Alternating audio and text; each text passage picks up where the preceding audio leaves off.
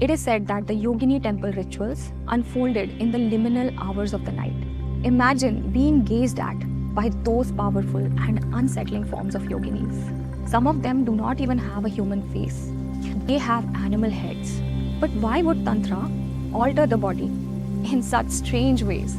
Animal heads, severed heads, even headlessness.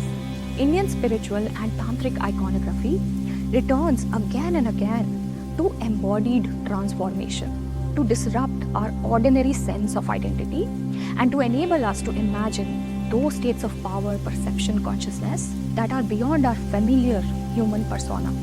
Think about Vishnu's Varaha avatar. When Earth is dragged into cosmic depths, we do not imagine our God in a human avatar. Our God becomes a boar, Varaha, because that creature is made for mud, designed to fight in chaos, in depths. Nature already has this intelligence. Vishnu recognizes it and becomes it to lift the earth back up. The form of the deity talks to the nature of the crisis. The Kularnava Tantra says that from Shiva down to the worm, same life force breathes through all living beings. The task of the practitioner is to recognize that. For most of our life on this planet, humans have lived in the forests, surrounded by forces of nature on all sides, by embodied intelligence of animals, plants, birds, elements. Our ancestors observed that carefully, constantly. Our human cognition is layered on top of those older layers that we share with other beings. When you're standing in the center of a yogini temple, you are surrounded by Shakti on all sides in different dimensions.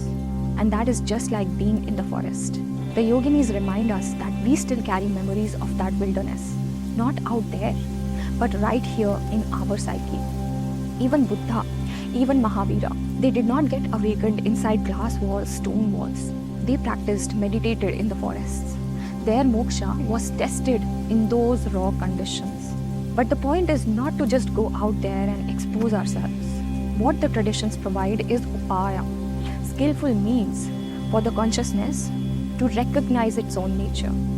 The upaya could be external or internal, but it becomes a true upaya only when it orients us towards what is real.